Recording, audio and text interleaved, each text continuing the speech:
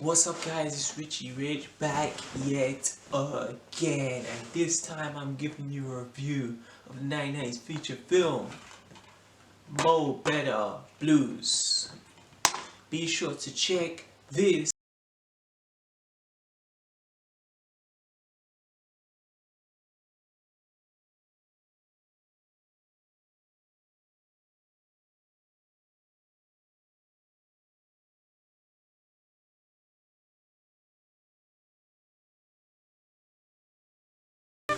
So, Mo Better Blues 1990, almost like 2 decades have passed since this glorious hit.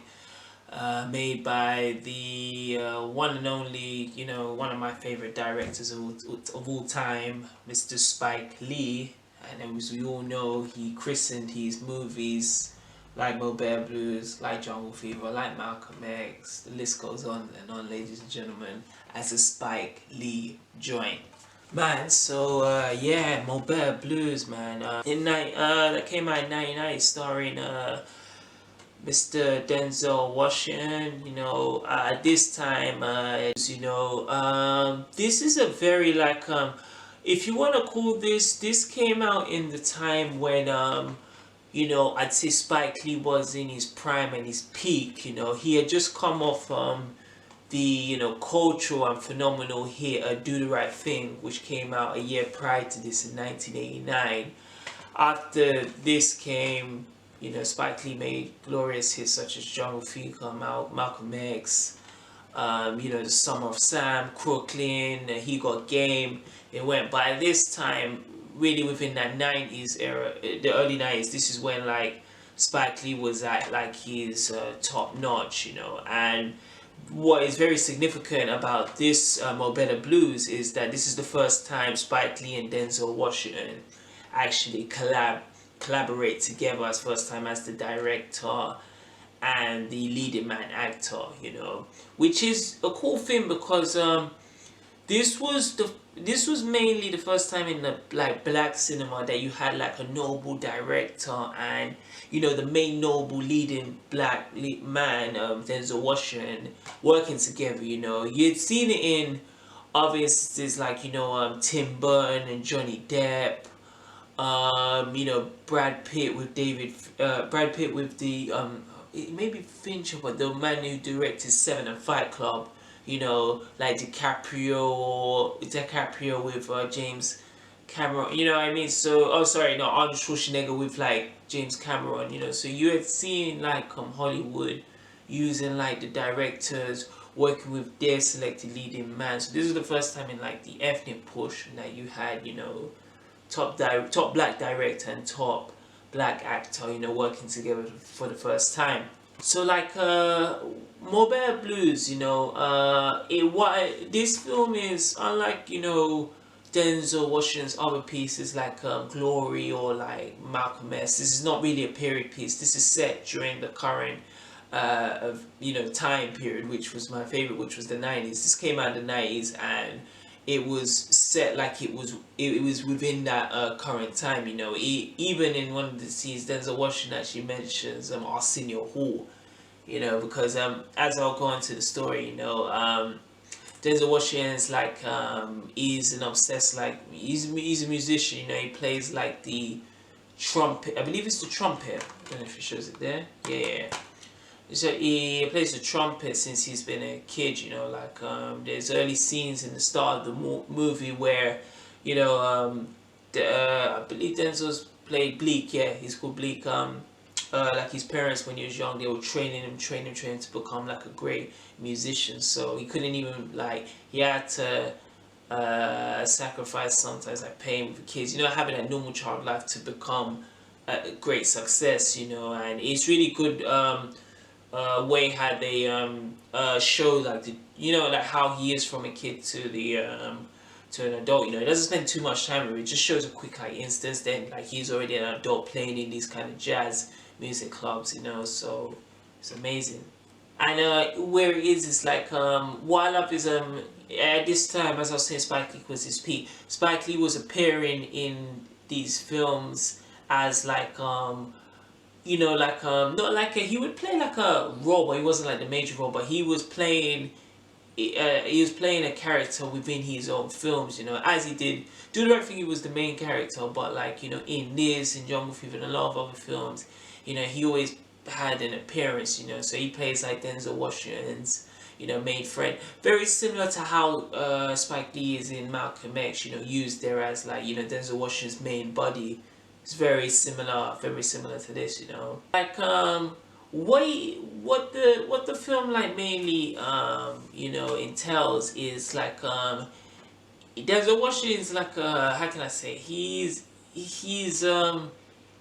great at what he does, but he's very selfish, you know. This is not like the how can I say, like the Denzel in Philadelphia or Malcolm X or even Ricochet you would root for, you know, because this is like a good upstanding gentleman, you know. In this one he's very like just only for himself, you know, and sometimes he only talks about it in the third person, like, you know, I gotta do what Bleak, you know, Bleak's gotta do what Bleak's gotta do, you know what I mean? So he's only obsessed with himself, you know.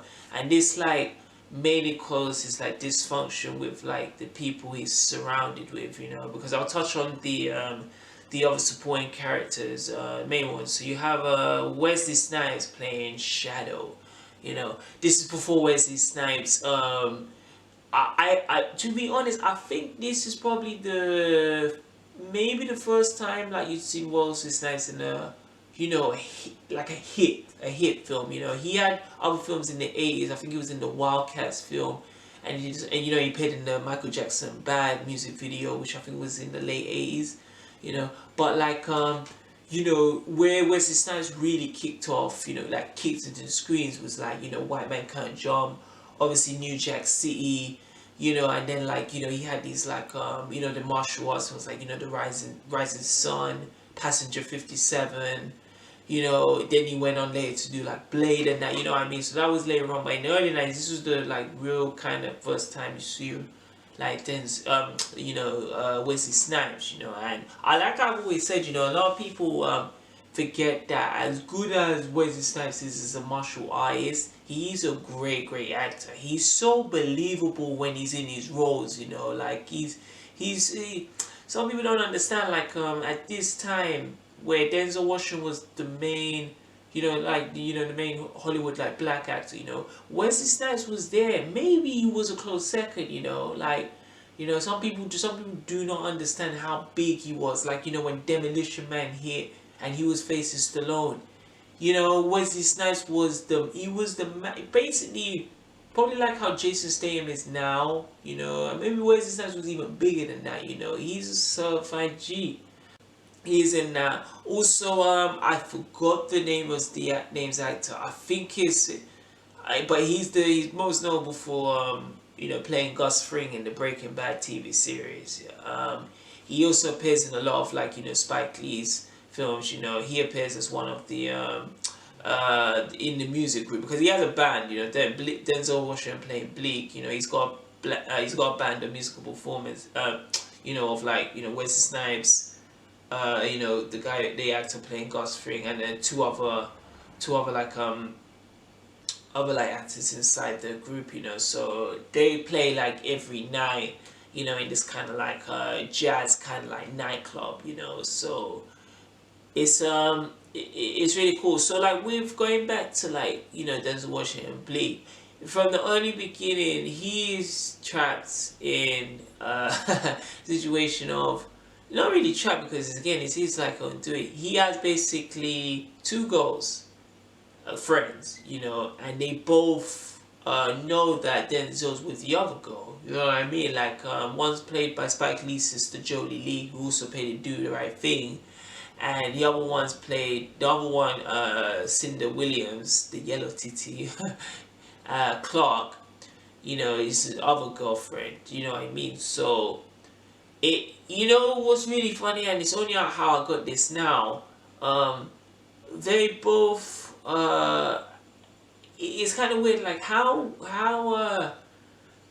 they're both depicted is kind of done by kind of their skin complexion, you know. Like Spike Lee's sister Jolie Lee is the, you know, dark complected, very caring would love Bleak no matter what, like that kind of like that's you could already see early signs like that's the one who could always be wife material, whereas you see like a Cynda Williams, Clarke playing Cynda Williams playing Clarke, you know, light skinned woman, around the 90s. This was the bomb, Halle Berry, Vanessa Williams, Sally Richardson.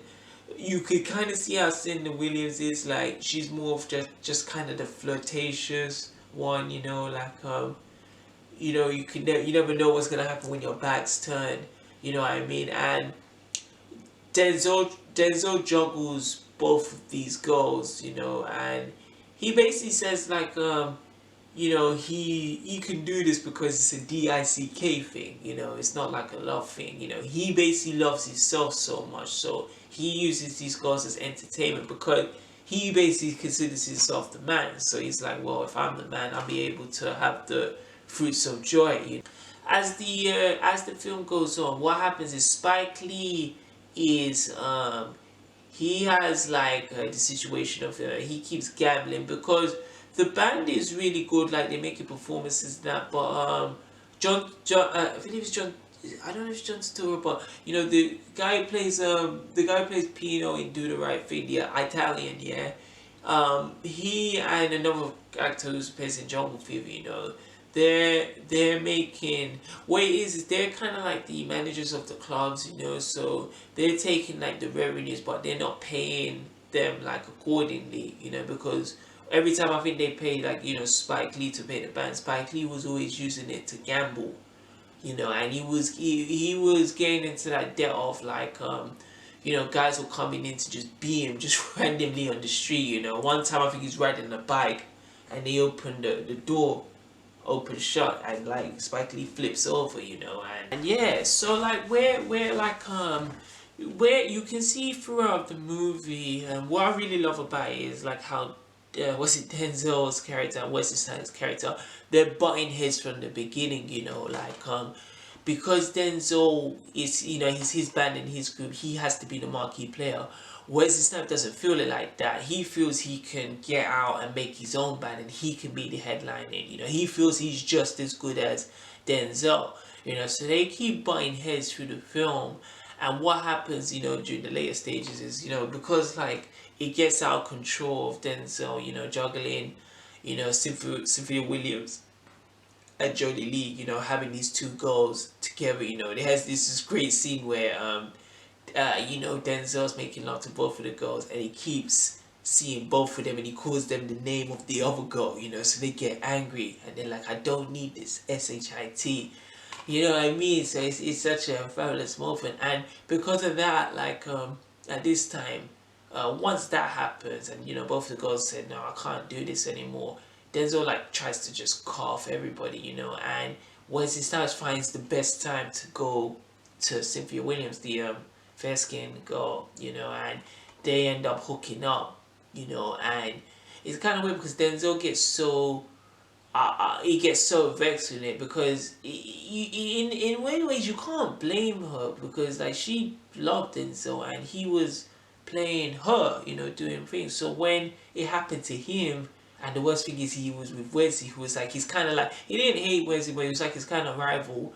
Denzel took that very personally, so they end up having like an altercation, backstage. Wesley leaves, and this is like the turning point because at this time he has got really no one because he was so used to seeing these two women, he's so used to being with the band, the group, the musical band, and everything starts to really go into decline. And one night he's on nearly climax on the film. One night he's on stage and he's going hard on playing these nice rhythms, and again Sam Jackson and the accomplice are coming to beat Spike Lee because he's not paid them the money that he's owed them for the debt, so they brutalize Spike Lee, like he's on the ground like with them bumps that Martin got from Tommy Hearn. Denzel comes out and he says, I was gonna get the money by tonight, and he tries to fight Sam Jackson and that, and they destroy him. They actually take the trumpet that he's had from a kid and they dash him. I say they dash him. Swipe him one side of his mouth, which he needed to play. And they basically leave like Spike Lee and Denzel, in a pool of their own like blood, So what then happens is like it takes a while for like Denzel to recover. Like it's like a bit. They say it's a whole year that passes, right? He just like isolates himself. He's not obviously with the two women. Cynthia Williams is now with Wesley's character. Wesley was actually able to do what he dreamed about. He got his own band, and he made Cynthia Williams like the star. The leading lady, because Denzel, Cynthia Williams used to speak to Denzel saying, I can be a singer too, and Denzel was like, no, you can't do it. But Wesley wasn't as selfish as Bleak's character to do that. He was like, you know what, if you got like a talent, we'll give you a chance, and he put her on, and it is a real cool scene, because once a year passes by, Wesley actually invites Denzel to join his band. You see how karma works, to go perform in the new venue that they're playing. Wesley invites Denzel to play, and when he just walks into the venue, and he sees like Cynthia Williams singing like great tune, great melody, and he just sits there in awe saying like, man, she actually had talent. And Denzel, he makes his way to the stage, and he starts playing the trumpet, and because he got so, brutalized, really, really suffered the effects of like getting beaten up, with the trumpet, it really messed his way how to really play the trumpet, so he wasn't as good as he was before, so with that kind of like heartache, saying like, wow, I guess I'm not the man anymore. He leaves. And Spike Lee shouting out, man. He bumps into Spike Lee, who's now walking with a cane of all them beatdowns that he got, and he's like, "You play again, you play again, Blake. You will play again." And he says that then Bleak, basically without no options, he basically runs to Spike Lee's sister Jolie Lee, Indigo. Got to mention that. And he basically runs into late at night, rain is showering down, and he's not seen her for a year. And he basically says, I'm done.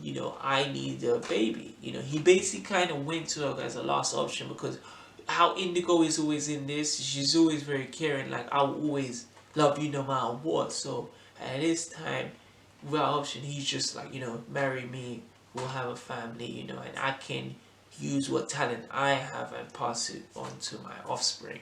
After much like kind of resistance, she Indigo actually accepts him. They get married, and they have a child. And it's really cool. The first scene from the film ends up being the last scene with the film, but as Denzel was the kid, Bleak, when like the kids are saying like, oh yeah, let's play up there, he's like, I gotta practice, I'll come out when I'm done. Denzel now is the father now, and now that's happened with the kid that he and Jolie Lee have now conceived, and which is a great mirror for the first and last part. This is so like as always, especially with this being like a really like musical film altogether, let me touch on the soundtrack. So with the soundtrack, like I actually listened to this like a couple of days just before I reviewed this, and even when I watched this film, so a lot of it is like that. I keep saying like when I reviewed like Malcolm X a while ago, Spike Lee, I noticed that even like his dad or his family was very involved in jazz, so he uses this heavily, not just only in this but in his other like noble films. There's a bit of some music that dropped in like Jungle Fever and also Malcolm X, is used within this. One of the films I particularly like is the I believe it's the Brandon Margels. It's the one Denzel plays after he comes back from his horrific injury, and he goes on stage to play with Shadow and Clarke, and I think it's Never Again. That's a great emotional thing. Like when I even hear that music, I sometimes get like flashbacks of like the pain I've had to go through, you know, like just these little flashbacks, you know. So it's a really cool tune, you know. And just the other musics, you know, because I'm still listening to them, you know, I still need to get like the actual title to them. But all in all, it's just a great, it's a great you know, soundtrack. You know, I would definitely recommend to, you know, anyone does watch this, you know, they have the soundtrack you can get by itself. You know, I mean, I think he's even on I'm not too sure if it's on iTunes, but I've got the music file as well, because I'm such a big fan of Spike Lee. I always got the soundtracks every time I got the movies, like Do the Right Thing, like Malcolm X, like Jungle Fever. You know, I always got the soundtrack, so I'm still going through all the you know, the audio, you know, and just like I'm seeing like, okay, where was it in this scene and that. But yeah, all in all, you know, the music in this, you know, is a, you know, 10, honestly, not 10 out of 10, man. It's great, great effort. Blues, man. Like, where would I rank this with like you know, Spike Lee's other films? You know, I think what it is it came at a great time of when, you know, he may Do the Right Thing, which was a big impactful film, but a very, very controversial film. You know, and why I mentioned that is just behind the poster, if you can see it, it's pretty blurry, but you've got Do the Right Thing poster in the you know, in the background, and Mobile Blues is the poster just covers it over. You know what I mean? Which is a nice thing because Do the Right Thing is such a completely shift from this film, you know, and it shows how Spike Lee can be diverse. You know, I can make this film about like, you know, a political, cultural film, and then I can change it to more of kind of like a drama, a musical drama, which this film is, you know. And then you had like, you know, he followed up with Jungle Fever, so it showed how many hats Spike Lee could wear, you know. So as I was saying, comparing this with these other films, you know, it's really hard because I still think, in my opinion, I still think Malcolm X is still the strongest of the, not just the Denzel Washington Spike Lee films. I think it's just overall the most epic, you know, of Spike Lee's films. You know, Do the Right Thing is very, very great. Jungle Fever, amazing. He Got Game, amazing.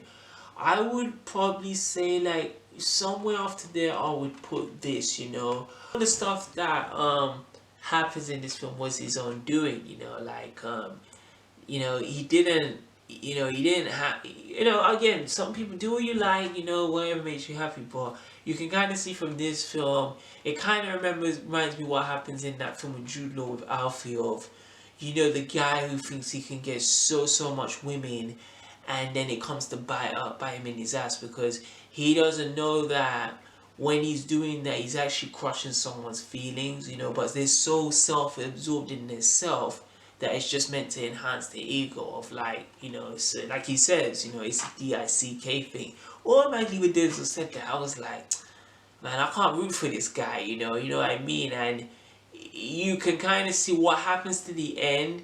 I'm not saying it's common, but it's kind of like it allowed him to change. You know, you can see near the end he's more of like a family man. He's back, you know, he buries the hatchet with Wesley Snipes and Cynthia Williams, you know, Clarke and Shadow, you know. But it's like he needed that to kind of see like what he was doing was wrong, you know what I mean? And he was able to see that, and, you know, kind of see the line changes where he said, okay, cool, now I can't be the main artist, you know, I'm gonna try train my son as my parents did. Review on More Better Blues, man. You know, the first time I've got a Blu-ray ever, you know, so it's a really dope, cool film. Like I said, who can I recommend this to? Yeah, I mean, anyone's a fan of Spike Lee, but most notably specifically Spike Lee's early work. So, you know, the time of Do the Right Thing to, I'd say the last real good one was probably He Got Game. You know, late 80s to early 90s. Anyone who's a fan of them eras, and anyone's a fan in the 90s, you know, like I'm obviously am, you know, definitely check this out, man. It's a great bit to add to your collection. So guys, man, that is my review of Mo Better Blues with Denzel Washington and Spike Lee. Stay tuned because I'm going to be doing another 90s review, which guess what, it's going to be coming very, very soon. Magical, and I'm only saying magical because Aladdin, was just out and, magic carpets and that. But yes, when that magical day arrives, I assure you, Richie Rich will be back yet again. And this is from Spike Lee. Peace, two fingers.